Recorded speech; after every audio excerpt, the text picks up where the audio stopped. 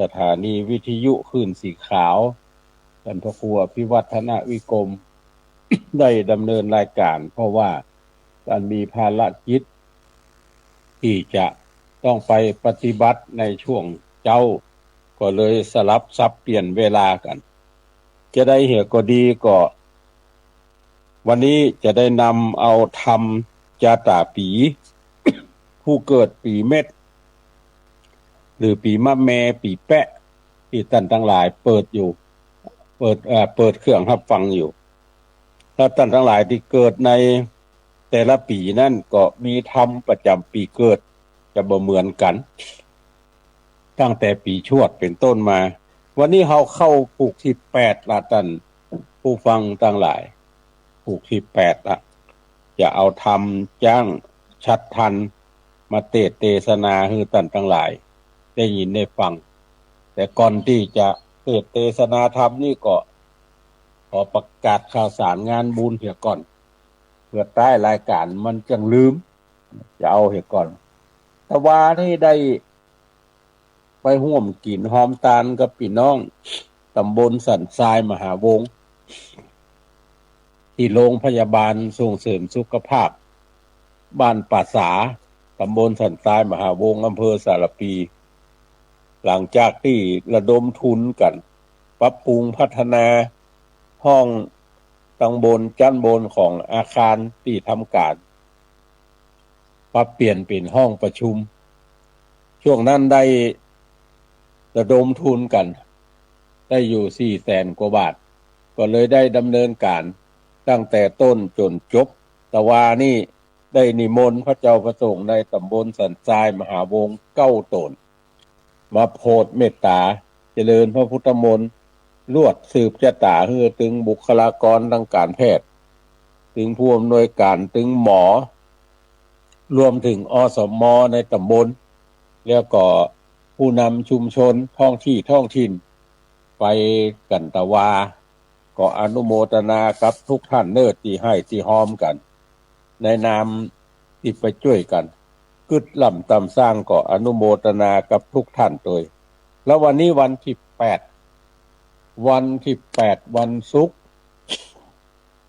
วัดแม่กะไตเพิ่นจะทำบุญประเพณีส่งน้ำพระธาตุท่านเจ้าวาดหันว่าจะต้องจัดงานหลายรอบก็เลยจะขอเอารอบเดียวงานส่งน้ำพระธาตุจะลวดฉลองกาตั้งพระอุปชาซึ่งต่างท่านขวัญอาจารย์ขวัญ บางท่านก็ห้องพระอธิการมงคลสติสัมปันโนบางคนก็ห้องพระใบดิกาพอเปิ่นได้รับมอบกาตั้งและพัดฐานานุกรมหลายปีดีดักแล้วของหลวงพ่อเจ้าคณะอำเภอให้เป็นฐานานุกรมที่พระใบดิกามงคลสติสัมปันโนก็ไปสอบอุปชาเพิ่นเป็นเจ้าคณะตำบลไปสอบอุปชาได้มาละลูกศิษย์ลูกหาครับศรัทธาวัดแม่กะไต้ก็หันว่าเฮาลวดทำบุญให้ปฏิกาเพิ่นก็มาปรึกษาหารือพระเจ้าประสงค์หลายตนปรึกษาอาตมาภาพก็ว่าเอาลวดกันเอาวันเดียวคือแล้วเลยมี4 งานด้วยกันงานที่1ก็คืองานประเพณีส่งน้ำพระธาตุงานที่2ก็ฉลองจัดตั้งพระอุปชางานที่3ก็จะสวดถอนศาลางานที่4ก็จะปกเสาเอกเสาโทของอาคารอเนกประสงค์ของวัดก็จะทำกันในวันนี้แล้วก็แถมงาน1เขายื้อไปวันที่15นี่ไปปะกันที่วัดพุทธศรีคีรีเนอะวัดของท่านอาจารย์วรรณชัยชยานันโทเขาจะขึ้นไปบนดอยพุ่นอำเภอจอมทองไปปะกันบนพุ่นซึ่งเป็นวันอายุวัดของเพิ่นแล้วก็วันที่16ไปปะกันที่สำนักสงฆ์หอมบุญหรือวัดใหม่มีโชควัดของตุลุงมาที่ถาวโรอันนี้จะมีซอวันค่ำไปฟังซอด้วยกันแล้วก็ยื้อไปแหม2-3 วันก็วันที่ 19 พฤษภาคมตั้งลูกศิษย์ลูกหาของหลวงปู่พ่อครูปฏิภาณธรรมทินหรือตู้ลุงดอยเนี่ยเพิ่นมีอายุครบ79 ปีแล้วก็ลูกศิษย์ลูกหาจะทำบุญให้เพิ่นอันมีการสืบโหราจตานิมนต์พระสังฆเจ้าถึงหมดกัน20กว่ารูปไปเจริญพระพุทธมนต์สืบโหราจตาลูกศิษย์ลูกหาตัวอื่นก็ไปร่วมทำบุญสุนทานกันฉันภัตตาหารเพลแล้วก็จะได้ถวายซองกันไปตามฮีตแล้วก็ยื้อไปแถมวันที่30วันที่30ปะกันที่วัดม่อนห้วยแก้วท่านอาจารย์พระครูกัลยาณปราโมทย์เจ้าคณะตำบลดอยหลอก็จะจัดงานทำบุญอายุวัดดูเหมือนตุลุงยองว่าตะกี้เพิ่นเป็นสหายธรรมเป็นเซี่ยวเดียวกันถึงท่านอาจารย์วรรณชัยเนี่ยอาจารย์วรรณชัยเกิด15ท่านพระครูกัลยานี่เกิด30ก็ไปร่วมกินหอมตาลด้วยกันเด้อพี่น้องศรัทธาทั้งหลายใครจะให้จะหอมฝากกันไปก็ได้บ่ได้ไปเนี่ยเอาละตอนนี้ไป ขอเชิญทุกท่านได้สดับพระธรรมเทศนาในเรื่องจ้างชัดทันเป็นธรรมจตาผู้เกิดปีเมษปีมะเมปีแปะปีทวน8เนี่ยเรื่องราวจะเป็นเชื่อใดก็ขอเชิญท่านทั้งหลายได้ตั้งอกตั้งใจสดับพระธรรมเทศนาตามสมควรแก่เวลาสืบไปนะโมตัสสะภะคะวะโตอะระหะโตสัมมาสัมพุทธัสสะเอวัมเมสุตังเอกังสัมมายังภะคะวะเจตวันเนวิหะลันโต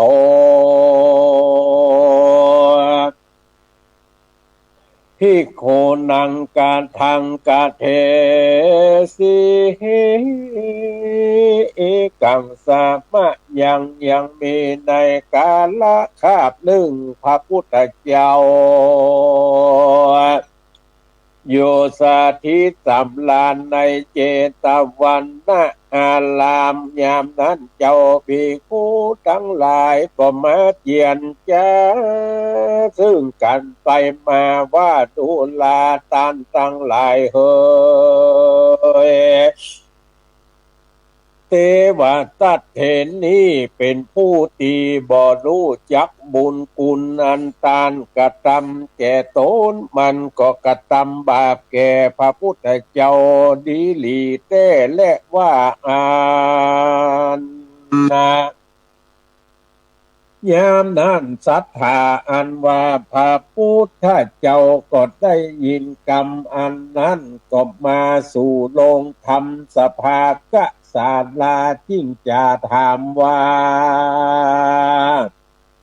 ที่เขาเวดูกันลาเจ้าภิกขุทั้งหลายต้านทั้งหลายมาจาถ้อยกรรมเยื่องใดไปตันแล้วนั่นจา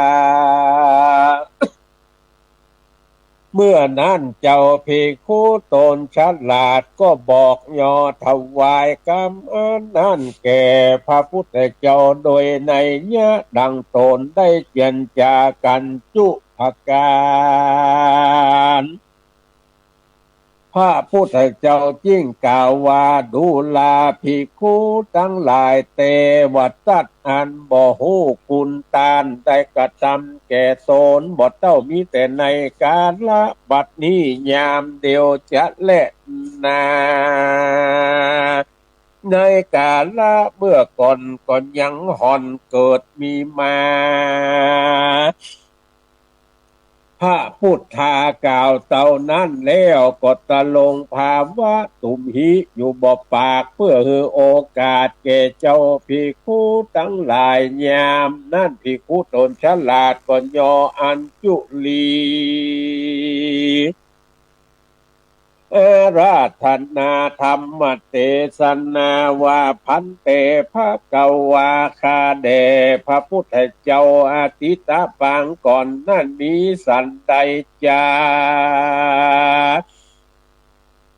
ขอพระพุทธเจ้าจุงเตสนาแก่ผู้ขาตั้งหลา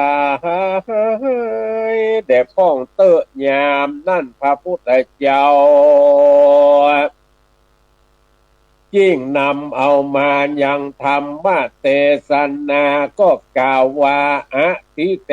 กาเลกิละภิกขเวปาลานสิยังพระมาตานโตนามราจาราชจังกะเรสีดุกะลาภิกขุทั้งหลาย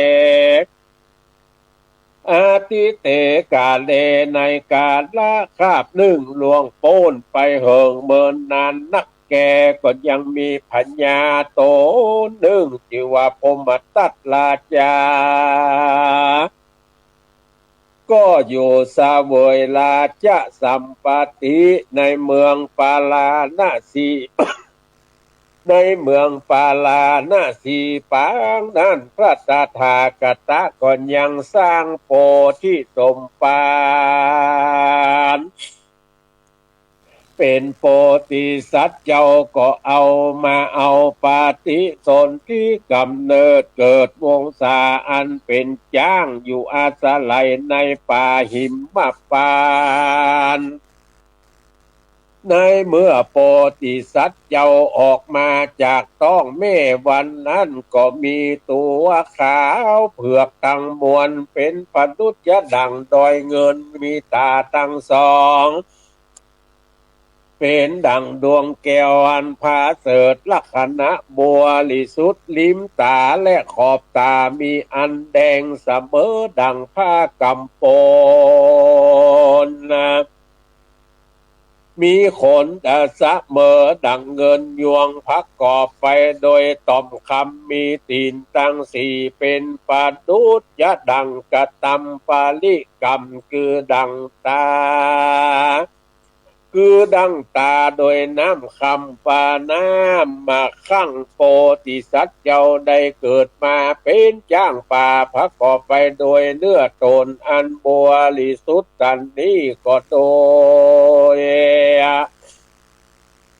เหตุว่าอันใดปั้มเป็งปาลามี30ตัดสิ่งเดียวตะโตกาละปายนาแต่นั่นเจ้าก็มาเล็งหันโตดอันอาศัยอยู่ในป่าก็ละยังหมู่จ้างทั้งหลายเอาไว้แล้วก็หนีไปอยู่ที่อันสงัดนวดพาโกดชื่อว่าลีศีละวนาลาจาเหตุว่าได้รักษาศีลอยู่ในป่าด้วยตนเองเดียวก็มีแลเอกโทปาลานาสิวนา วนะว่าโกหิมมะวันตังปาวิสิตัวในกาลยามนั้นก็ยังมีพรานป่าผู้หนึ่งอยู่ในเมืองปาลาณสีก็บอกกดแขวดลู่ยักติสะหนใดมักว่าลงหนตางไปในป่ามันก็กลัวยังไผยะอันจักตายก็ร้องให้แล้วเอวจะละเดินไปหันแลนายามนั้นปลัมมาโพธิสัตว์เจ้าได้ยินอย่างเสียงแหบให้แห่งพรานผู้นั้นเจ้าก็กระนิ่งใจว่าควรกูใจผู้นี้พ้นจากตุกเตอะว่าอันแล้วก็มีใจคุณนาจิ้งเข้าไปสู่สำนักแห่งพรานป่าผู้นั้นพรานป่าหันจ้างเข้ามาสู่ตนดังอันละมันก็กลัวแล้วก็เล่นหนีไปบ่อยู่โพธิสัตว์เจ้าหันใจผู้นั้นเล่นหนีก็หยุดอยู่บ่เข้าไปใจผู้นั้นก็ลวดหยุดอยู่มันก็คนิ่งในใจว่าจ้างตัวนี้เข้ามาสู่ที่อยู่กูดังอีก็จักกะตำเป็นประโยชน์จะนะแก่กูแต่เละลอยว่าจ้างตัวนี้จักปล่อยกูพ้นจากทางทุกข์บ่อยากจะแล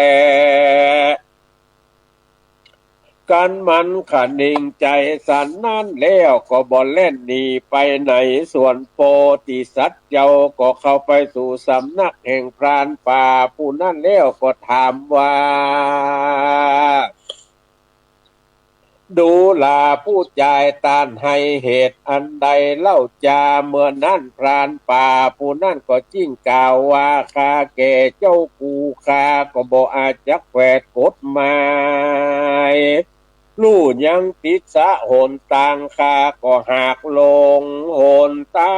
งในป่าจริงร้องให้เหตุว่าปวดตายนั่นแหละ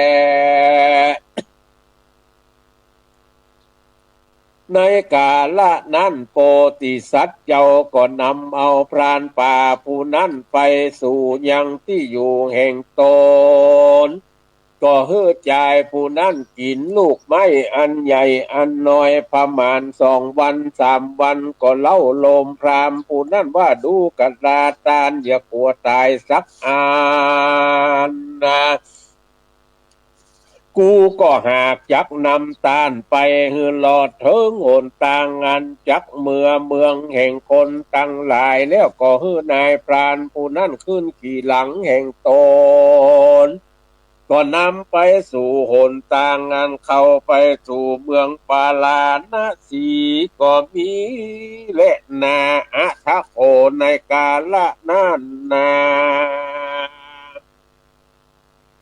มิตาตุพีปุริโสอันว่านายพรานป่าผู้นั้นมีปกติกระทำร้ายแก่มิตรอันตนนั่งเหนือหลังจ้างมันก็คนิ่งใจว่าพิว่าปุกละผู้ใดถามกูดังอันกูจักบอกที่อยู่แห่งพัญญาจ้างตัวนี้เฮอรู้จะแลมันก็แขวดกฎหมายสัญญารู้ยังตนไม่อันมีในหนต่างหลวงอันจักเข้าไปลอดเมืองปาลาณสีแล้วยามนั่นพัญญาจ้างก็กล่าวว่าดูกันลาผู้ใจต้านจงเมื่อด้วยหนต่างเส้นนี้ต้านก็หากยักไปลอดเมืองปาลาณสีบ่ญญาจะแลปุกละผู้ใดมาถามยังที่อยู่แห่งกูต้านอย่าได้บอกแก่ปุกละต้านอย่าได้บอกแก่ปุกละผู้นั้นเดชเธอแล้วก็ฮือพรานผู้นั้นไปหั่นและส่วนพัญญาจ้างก็กลับคืนมาสู่ที่อยู่แห่งตนเจ้าก็อยู่จำศีลภาวนาพานป่าผู้นั้นจะเดินไปถึงบ้านแห่งผู้คนเป็นอันมากคือว่าคนอันแต่งงานจ้างขายเรื่องชีวิตจ้างงานจ้างทั้งหลายหันพรานเข้ามาสู่เรือนแห่งตนจิ้งจาถามว่าดูกันลาตานวันนี้จักได้งาจ้างมาสนอยอันจะลือพานป่าจิ้งกล่าวว่าดูกะลาตานจักมีประโยชน์จะนะอันโดยงาจ้างนั่นจากเมื่อนั้นจ้างงาจ้างทั้งหลายยิ่งกล่าวว่าดูกะลาพรานตานกล่าวเป็นสันใดจาอันว่างาจ้างนี่มีอากาอันแปลงมากนักแต่ดีลีพรานป่าจิ้งกล่าวว่าพิว่าข้าจักไปนำเอาเข้ามาไต่เตาเข้าไต่เข้าทงแห่งตนแล้วก็เอาเหล็กอันก้าคมไปสู่ที่อยู่แห่งจ้างก็มีแลโพธิสัตว์โตส่วนว่าโพธิสัตว์เจ้าหันพรานป่าผู้นั้นกลับคืนมาสู่ที่อยู่แห่งตนยิ่งถามว่าดูลาจายต้านมาโดยเหตุอันใดพรานยิ่งกล่าวว่าดูกันลาเจ้ากูคานี่ก็เป็นคนทุกข์ไร้เห็นใจบ่อาจเพื่อว่าจักเรื่องชีวิตใดมักว่าหาสั่งจักเรื่องชีวิตก็บ่ได้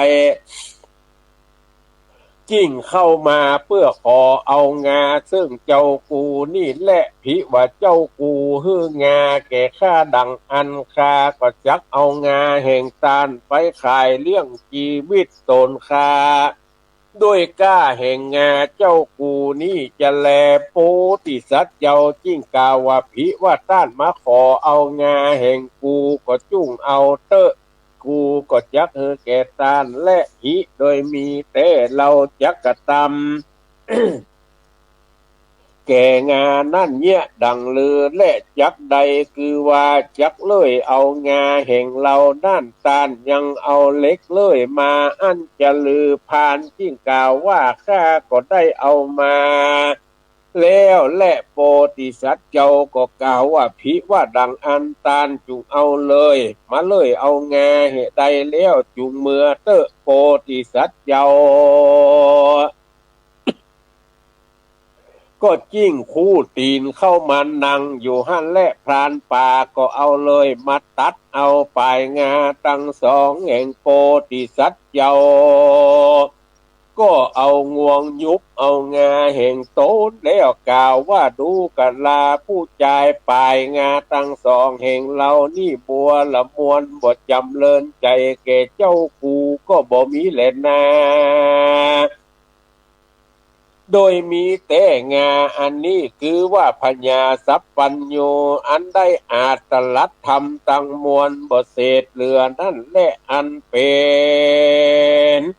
ที่ลักยิ่งกว่างาตั้งสองนี่โดยร้อยเต้าพันปีกูก็มีใจยินดีฮื้อแก่ตานเพื่อใครใดตรัสพญาสัพพัญโยเป็นพระพุทธเจ้า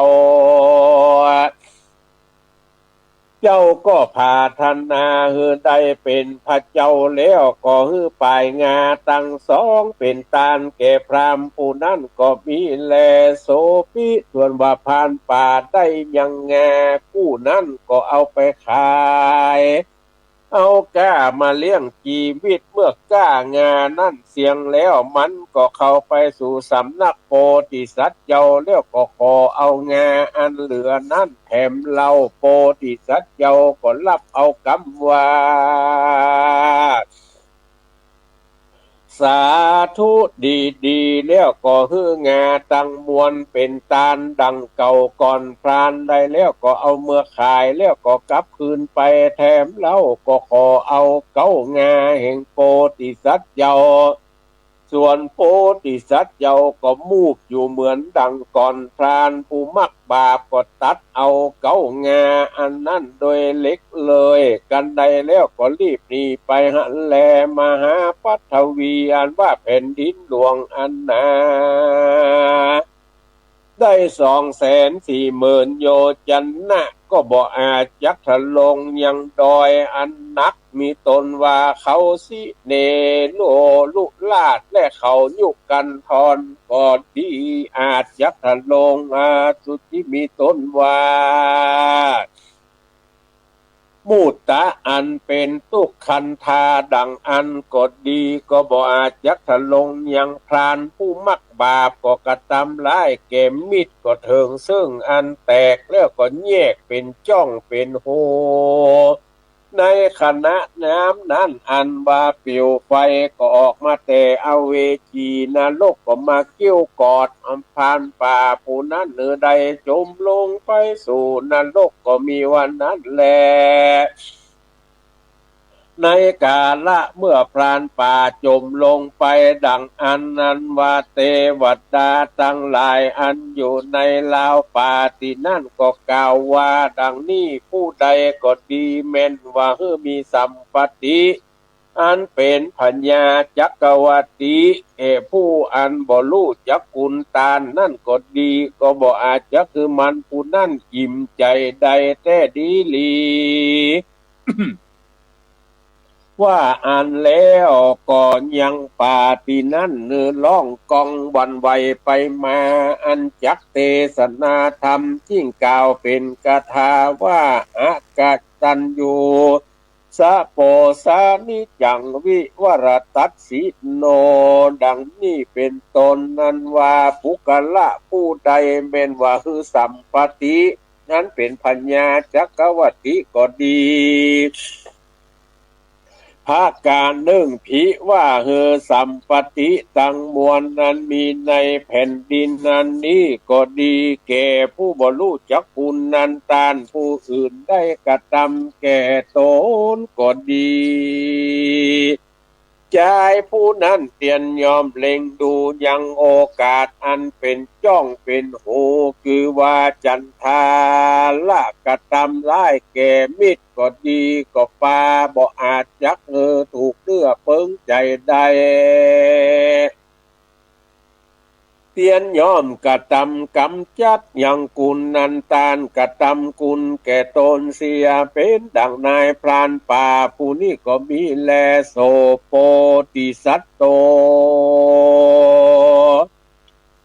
ส่วนอ่านว่าโปติสัตว์เจ้าก็เถิงซึ่งอันเจ็บปวดมากนักอยู่ตลาดต่อเต้าเสียงอายุแห่งตนกันจุติตายไปตามกรรมแห่งตนก็มีแลพระพุทธเจ้าเทศนาธรรมอันนี้แล้วก็จิ้งกล่าวว่าเตวตัดอันบ่รู้จักคุณบ่เต้ามีแต่ในกาลบัดนี้แลในกาละเมื่อก่อนก็มีดังในยะอันใดเทศนามานี่แหละนาพระพุทธเจ้าก็จุ่มนมมายังจาตกะอันนี้ว่าภิกขเวดูกลาเจ้าภิกขุทั้งหลายอันว่าใจผู้โลภเป็นพรานป่าก็กระทำร้ายแก่มิตรวันนั้นคือหากมันได้เทวทัตบัดนี้และอันมาลุกขะเทวตาอันอยู่ลาวป่าวันนั้นคือหากมาได้มหาสาลีบุตรเห็นในกาลบัดนี้และอันว่าพญาจ้างจิวาศีละวันนาวันนั้นคือหากมารใดพระตถาคตตนเป็นที่จังติเปิงแก่โลกทั้งสามในกาลบัดนี้และเลโยปุกะโลอันว่าปุกะละปุงใดได้เกิดมาในปีเม็ดในจาดหลังปางก่อนได้เกิดร่วมจ้างสตันปลายลูนมาได้จุธาตุเจ้าสุเทพแล้วก็มาปฏิสนเอากำเนิดอยู่ในไม้กวาวอันมีหมาอยู่เฝ้าเห็นรักษาจึงได้สั่งอำลามาเกิดในกัปพะกำเนิดต้องแม่แล้วมาเป็นคนนี่จะแลยอดตาลนะคือได้ทำอันจือว่าจ้างสัตตันเป็นตาลทำจะตาจุ่งได้สร้างปราสาทเป็นยอดตาลก็จักวุฒิสมฤทธีบ่ญาจะแลนา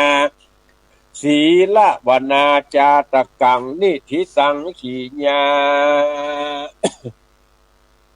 อันเทศนาธรรมดวงชื่อว่าจ้างสัตตันก็บังโกมโสมเลศเสด็จท่านพี่น้องศรัทธาพุทธบริษัททั้งหลายก็ได้ฟังพระธรรมเทศนาจ้างสัตตันเป็นที่บัวละมวลลงไปในเนื้อหาสาระก็ยังที่ท่านทั้งหลายได้ฟังจบลงไปจริงๆแล้วธรรมผูกเนี่ยเป็นธรรมที่ยาวที่สุดแต่กี้เปิ้นตัดตรงที่ว่าจ้างได้ป่ายงาไปแล้วปิกมาขอแถมก็ลวดเลยกันไปพุ่นในเนื้อหาสาระธรรมที่ยาวที่ว่าตะกี้ก็คือพรานป่าพวกเนี้ยเข้าไปแล้วก็ไปมาได้ไปขอเอาแงกำเดียวนะไปแล้วไปอยู่ในหลุมในอย่างแฮมอยู่ในหลุมในอย่างก็เอาเล็กเอาอย่างไปตั้งไปแต่งปืนตีนจ้างคือถ้าลงความลำบากแล้วก็ต่อรองเอางาเปิด แต่ว่าธรรมเทศนาพวกนี้ก็ตัดลัดไปอย่างตีเทศนาให้ท่านทั้งหลายได้ยินได้ฟังจะได้เห็นก็ดีการ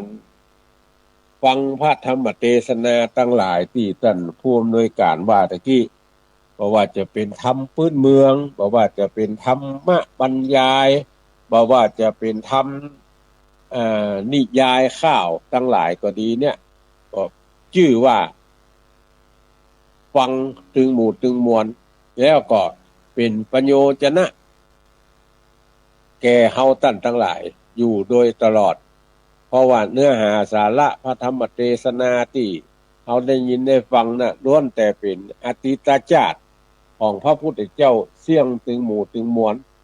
เพราะว่า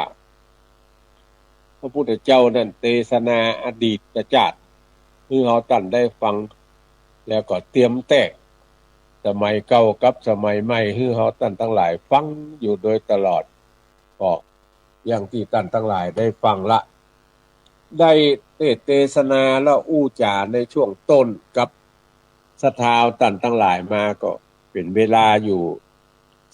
30กว่านาทีละเวลาที่เหลือนี่ก็จะเปิดโอกาสให้ท่านทั้งหลายได้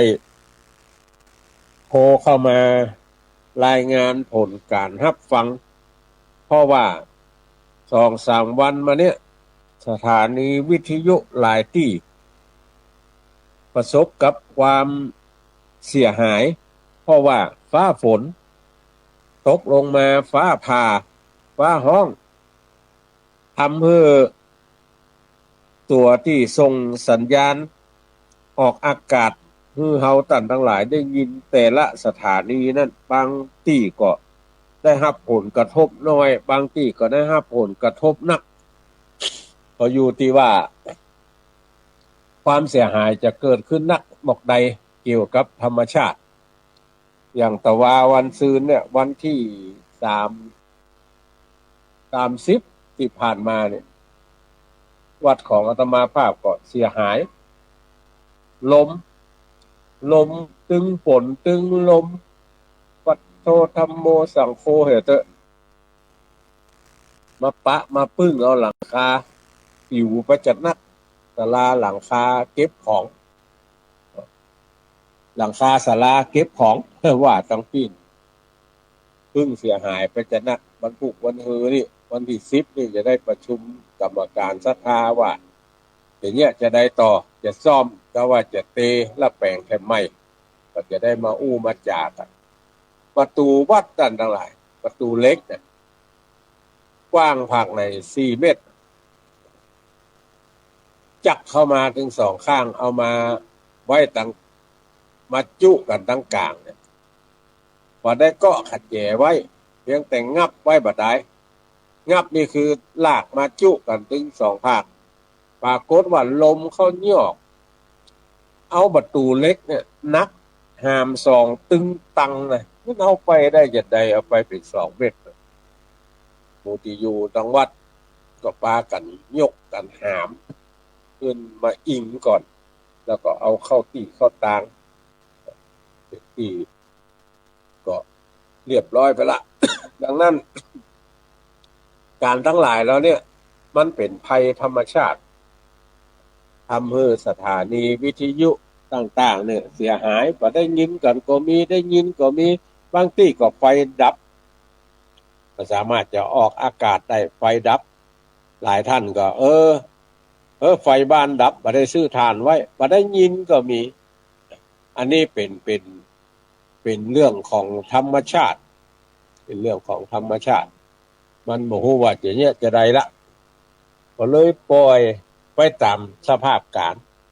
แต่ก็ขออนุเคราะห์ท่านทั้งหลายช่วยเข้าใจเหมือนกับท่านผู้อำนวยการสถานีวิทยุคลื่นสีขาวอู้ตะเกียบางคนก็ฮ้อนอกฮ้อนใจโทรไปถามผู้เจ้าตัวนั้นตัวที่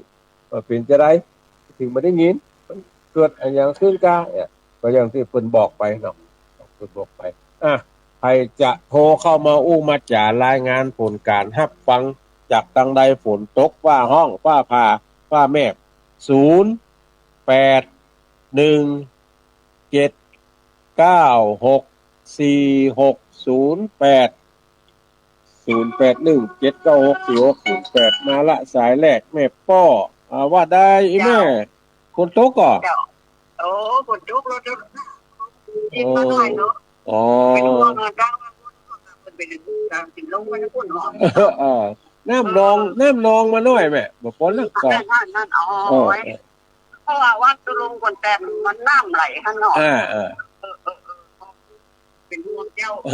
เป็นยังขอบคุณเจ้าขอบคุณเจ้าพ่อบุญธรรมปงหนองว่าจังไดฮัลโหลครับไว้ตาครับคุณโตก็เวียงปะเป้า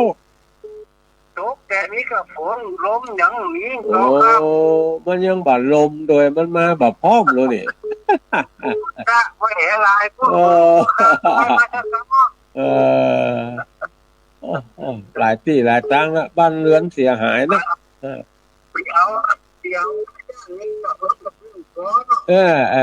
เอาปลายงาไปแล้วยังเอากางงาไปแล้วขอเก้างาเดี๋ยวจุนเสี่ยงความโลภเนาะได้มาเกิดเป็นเทวทัตหนูจักพอ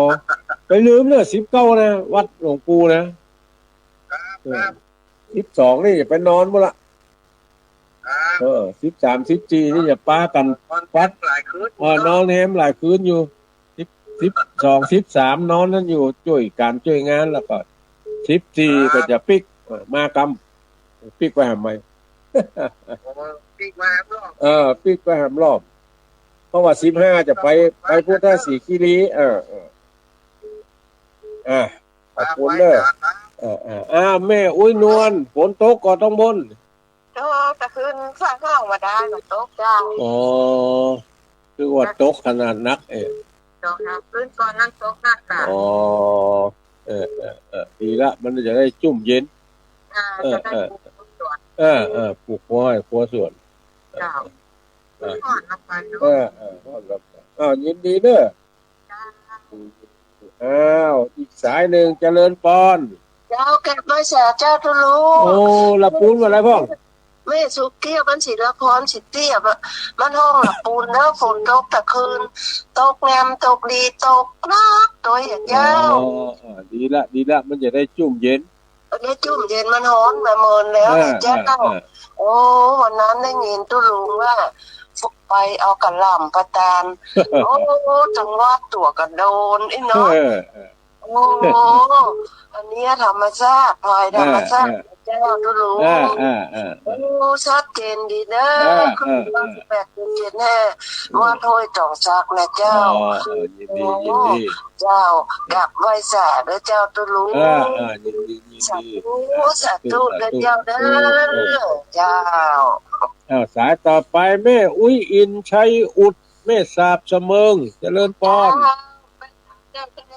เสมิงฝนตกก่อตกแต่ว่าดีต้องมาคืนตกแข็งน้อยลงมาก่อนแล้วก็ฝนจะมาตกดีตกงามตกดีตกงามเอาละจะได้ปลูกข้าวโพดตกแต่ว่าเนี่ยไม่ฟังอย่าว่าทุ่งเลยดิบ้านทุ่งเรดิโอเดนดินกินล้านนาทุกวันมันได้ยินมันเสียงมันรบกวนกันเนาะคนละบ้านเด่นดีขึ้นมากแล้วยินดีเด้อ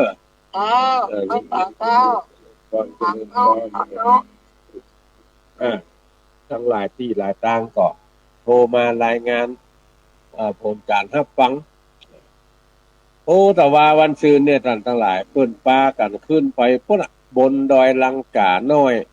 เปิ้นเอาอันหยังก็เดียวก่อนเด้อรูปเหมือนของครูบาน่าจะเป็นครูบาสุริญะนะกับผ้าขาวแก้วเอาขึ้นไปประดิษฐานบนดอยลังกาที่เฮาอยู่เทพเสด็จพ่อเนี่ยอันนั้นเป็นลังกาน้อยที่เพิ่นไปสร้างธาตุครูบาสุริยะนี่ไปสร้างพระธาตุน้อยๆไว้หั่นแล้วต่อมาก็ตุลุงบุญเล็กไปพัฒนาแถมเจริญปอน ฮัลโหลโหดักปิ้งก่อนฮัลโหลฮัลโหลจากทางใดฮะได้ยินละเสียงมันเบา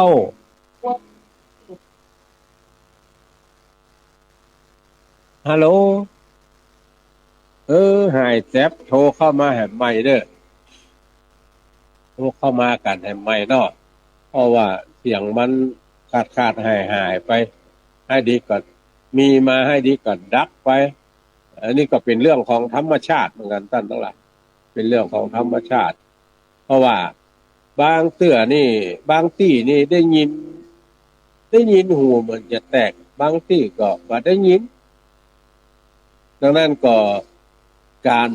ฟังเนี่ยท่านทั้งหลายมันจะบ่เหมือนกันแต่ละที่นะเจริญพรบางที่ได้ยินที่ว่าเจ้าทางโกพูดอย่างไรพ้องฝนฟ้ามีอยู่เจ้ามีอยู่ตัวมีลมอยู่แต่บ่เสียหายอย่างเนาะเจ้าโอ้วัดถนนกูนี่เสียหายนักกว่าเจ้าบ่ให้พอดีเฮ้ยเจ้าเป็นกำลังใจเด้อยินดีเด้อวันนี้มีสอนวันนี้มีชั่วโมงเดียวเนาะวันนี้มีชั่วโมงเดียวชั่วโมงตั้งป่ายเจ้าแม่อนุโมทนาเนอะแม่เจ้าดีแม่ยินดีไว้สาเจ้าสาธุจ้าก็อย่างที่อู้จากับท่านทั้งหลายไปว่าแต่ละที่เนี่ยมันประสบกับธรรมชาติภัยธรรมชาติไม่ใช่ธรรมชาติอะไรภัยของธรรมชาติเนี่ยมันจะบอกที่นี่ก็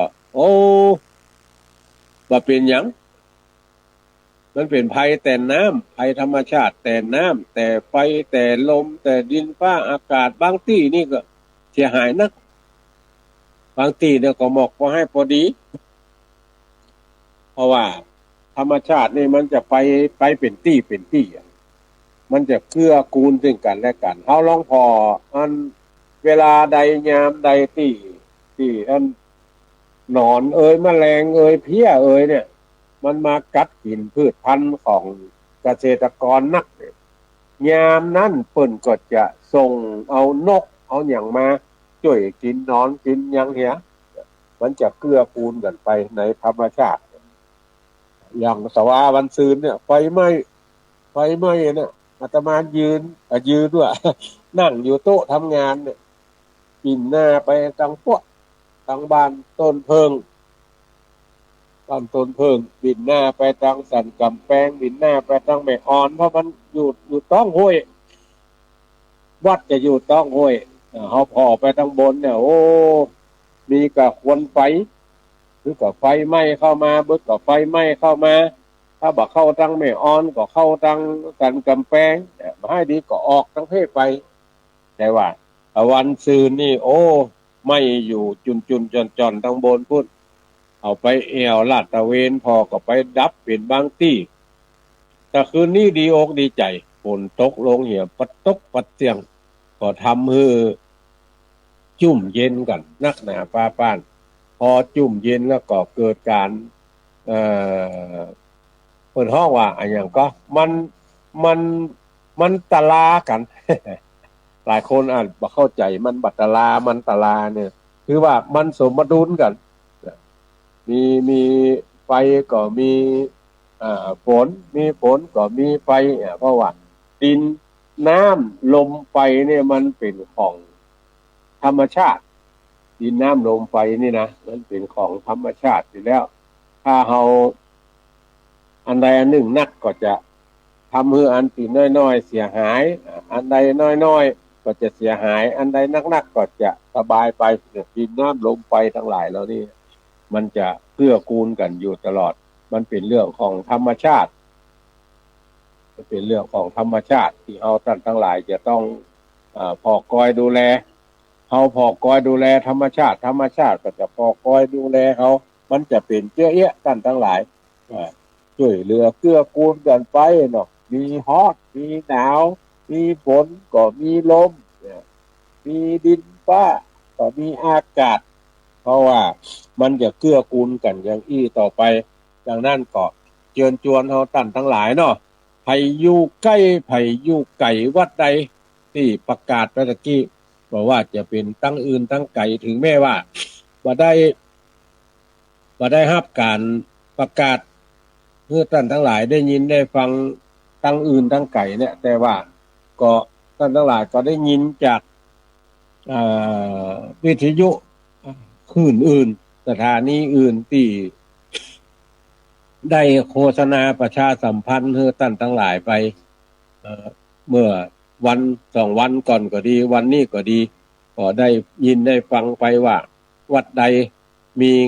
มีงานอันใดวัดใดมีงานมงคลวัดใดมีงานอวมงคลเพิ่นก็จะได้ประชาสัมพันธ์อู้จากับท่านทั้งหลายไปดังนั้นก็คือท่านทั้งหลายไปกินไปตาเนอะอย่างที่บอกไปวันนี้ที่วัดสุนทรศิริแม่กะใต้จะมีการทำบุญประเพณีส่งน้ำพระธาตุและจะฉลองการตั้งพระอุปชาแล้วก็จะสวดถอนศาลาแล้วก็จะปกแปงเสาศาลาเสาเอกเสาโทในวันนี้3-4 งานด้วยกันใครอยู่ใกล้ก็ไปร่วมกินร่วมทานด้วยกันเนอะทางวัดเพก็จะเอาอาหารภัตตาหารเพลไปร่วมโดยเปิ้นไปร่วมโดยเปิ้นเนาะวันนี้แล้วนอกจากนั้นก็วันที่15อย่างที่บอกไป15นี่ก็เชิญชวนเราท่านทั้งหลายไปที่วัดพุทธศรีคีรีศพเตี้ยจอมตองพุ่นน่ะว่าอายุวัดของท่านอาจารย์วรรณชัยชยานันโทถ้าจำบ่ผิดน่าจะ60หรือ63เนี่ย อายุเพิ่นน่ะถ้าบ่60ก็63เนี่ยเพราะว่าเพิ่นเป็นสหายธรรมเป็นอู้กันภาษาชาวบ้านก็เป็นเซี่ยวเดียวกันกับท่านพระครูกัลยาณปราโมทย์ในรุ่นนี้จะมีอายุเท่าเดียวกันก็มีหลายตนหลายองค์มีอาตมาภาคกับม่อนพระขาววัดหนองผาขาวดูเหมือนจะอายุไล่เลี่ยกันแล้วก็หลายตนที่เป็นผู้มีอายุเท่าเดียวกันแต่บ่ได้เกิดเดือนเดียวกันก็ไปจัดการจัดงานแต่ละที่นี่ก็จะปะกันกูที่กูตางดังนั้นก็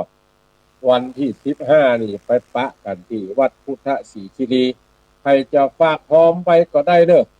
ฝากตังดอยสะเก็ดเอาเนี่ยฝากตังท่านพระครูสังฆลักษณ์สุเมธทุกพี่ยุ้ยวัดห้วยบอนไปก็ได้พี่น้องที่อยู่ทางห้วยบอนอยู่ทางพุ่นน่ะถ้าจะฝากไปกินไปตานกันหรือจะอยู่ใกล้ทางเพเอาฝากทางเพไปก็ได้เพราะว่าเป็นการบำรุงกาน้ำกาไฟกาสถานีกาอินเทอร์เน็ตที่ทุกเจ้าทั้งหลายได้ออกอากาศเนี่ยก็เพราะว่าใจสื่อทั้งหลายเหล่านี้ประชาสัมพันธ์โฆษณาให้เฮาท่านทั้งหลายได้ยินได้ฟังวันนี้ก็ใจเวลาของตังสถานีมาก็เหลือเวลาแถม10 นาทีหลังนี้ก็ท่านทั้งหลายจะโทรมาอู้มาจากก็เจอเนอะ0817964608ก็ฟังกันใน ด้านสถานีวิทยุตังเมืองฝางก็อาจจะฟังตังYouTube ฟังทางสื่อสมัยแต่ละช่องเหมือนกับที่ท่านผู้อำนวยการสถานีวิทยุคลื่นสีขาวอู้ตะกี้บางคนก็ฟังทางวิทยุ FM บางคนก็ฟังทาง AM แล้วแต่ว่าสถานีนั้นๆที่เฮาฟังได้เปิ้นจะถ่ายทอดเสียงออกไปคือท่านทั้งหลายได้ยินได้ฟังบางคนก็บ่สะดวกที่จะเปิดวิทยุฟังเพราะว่าจะต้องออกไปทำงานอยู่ในรถยนต์พ่องอยู่หยังพ่องเนี่ยคลื่นก็บ่ดีแต่ก็อาศัยสื่อสมัยใหม่นี่เปิดฟังเจริญปอนแกแม่นเจ้านะคุณลุงยังได้พ่องฝนเจ้าฝนตกกะเจ้าคุณลุงบัดน้ำบัดท่วมหยังเนาะบัดท่วมได้เดียว อ๋อตกเขาเป็นขนาดเนาะอ่าอ่าอ่าจ้าชัดเจนดีนะยินดีเนอะยินดีเนอะจ้าไม่ใช่จ้ยินดียินดีเนี่ยก็หลายที่หลายตั้งเนาะที่ฟังรายการนี้ไม่ใช่ว่าจะฟังกะจังหวัดเดียว8 จังหวัดภาคเหนือที่เปิ้นถ่ายทอดเสียงไปเนี่ยบางจังหวัดก็ถ่ายทอดเสียงไปในช่วงต้นละถึง6 โมงก่อนย่างถ่ายทอดเสียงเอาไปเป็นเวลาปกติของแต่ละสถานีบางสถานีก็ถ่ายทอดยาวตั้งแต่ตี 3แต่เจ้ามาละตี 3แต่เจ้ามาถ่ายทอดเสียงมารายการแต่ละรายการตู้เจ้าแต่ละตนออกมาอู้มาจามาเทศนาคือท่านทั้งหลายได้ยินได้ฟังอู้จาเรื่องราวต่างๆอันเป็นสาระธรรมคำสอนของพระพุทธเจ้าที่บัณฑิตนักปราชญ์ทั้งหลายได้จำแล้วเอามาเขียน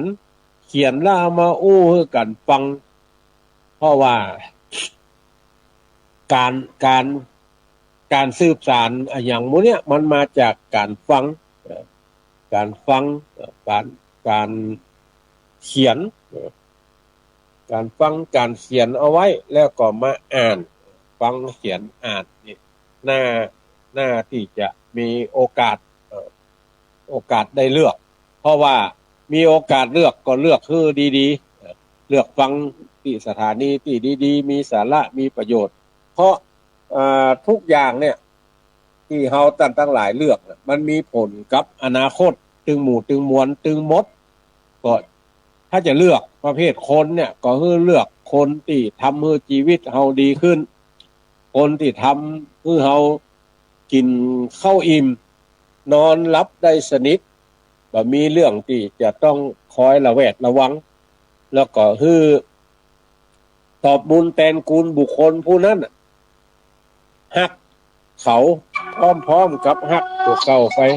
เยอะๆก็อย่าได้ว่าคิดตัวเองบ่มีสิทธิ์เลือกเลยเลือกผิดก็แค่เลือกไงซะอันเนิ่นท่านทั้งหลายเจริญพรหลวงพ่อเจ้าฝนตกก็ตอนแรกยังบ่เฝ้าอ๋อต้องเดินไปนิ้วมาถึงใจเนอะสันทรายเรื่องกับเป้ายินดีเนอะเจ้ายินดีสาธุกำลังใจเนอะเจ้าได้กำลังใจจากท่านทั้งหลายมาก่อนนักฟ้าปานว่าเดี๋ยวนี้ก็เวลาเหลือแถมน้อยเดียวท่านทั้งหลายที่จะโทรมาอู้มาจาก็เจิญเนอะตะกี้อู้ได้ถึงว่าเลือกถ้าเอาเลือกผิดเนี่ยเลือกผิดนี่คนห้องว่าคิดจนตัวตายก่อนจะเลือกอย่างนี้คือพอคือดีๆแยงพอคือมันชัดๆแยงคือมันชัดๆเพราะว่าคนเฮาทั้งหลายเนี่ยมันบ่ใช่ว่าจะได้อย่างมาหม้อแล้วก็จะเสียอย่างไปหม้อเพราะว่าเขาจะอันอย่างเนี้ยอย่างแต่ละอย่างเนี่ยมันจะต้องกึดเพราะว่าคนเฮาทั้งหลายเนี่ยมันมีสัพพะกึดกึดมันปอตัวกึดปอตัวอย่างกินปอคาบแหบปอแหงแปลงปอใจแล้วก็ไข่ปอนอน แปลเป็นภาษาไทยเขาว่ากินกินปอมือมันปอคาบปอมือแหบปอแหงก็หมายความว่าหูแหงตัวเก่า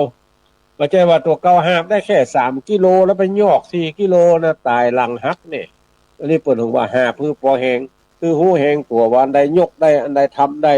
อันใดคิดได้ละทำได้เรื่องใดคิดบ่ได้ทำบ่ได้นี่หาบปอแหงไม่ใช่ว่าตัวเป็นตู้เ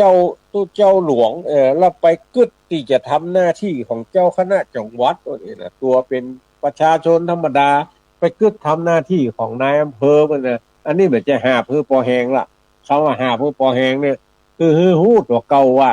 มีหน้าที่อย่างมีตำแหน่งอย่างมีแหงตะใดแล้วทำไปต่ออันเปิ้นถึงว่าหาบปอแหงแล้วก็แปลงปอใจหมายความว่าเนี่ยอย่างก็จ้างเถอะ คือมันพอใจเขามันบักงามแล้วก็แปลงคืองามมันบัดดีแล้วก็แปลงคือดีอันนี้แปลงคือพอใจไข้คือปอนอนมาใจว่าเจ็บหัวก็บ่ไปเจ็บต้องก็บ่ไปนะก็คือมันปอตี้ปอตางก่อนไข้คือปอนอนถึงจะนอนเป็นหมอกมาให้บัดดีนี่ก็อดเอา อดเอา แล้วก็ไปเนี่ยทำตามการตัวเก่าได้บ่ใจว่าอันหยังก็บ่ไปอันหยังก็บ่ไปนะเมื่อยมาให้บัดดีก็บ่ปะเมื่อยให้บ่สบายเฮ้ยนะมันอันนี้มันบ่ใจต้องไข้คือปอนอนไข้คือปอนอนอ้าวแม่น้อยบ้านท่าโทกเจริญปอนอ่าอ่า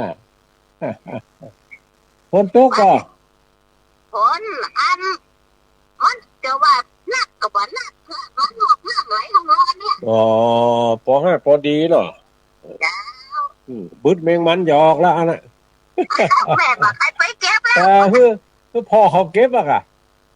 คิดว่ากินก็ติดเหงือกแม่พอบ่ได้พอบ่ได้ท่านนี่สบายได้วันเดียวนี่สบายดี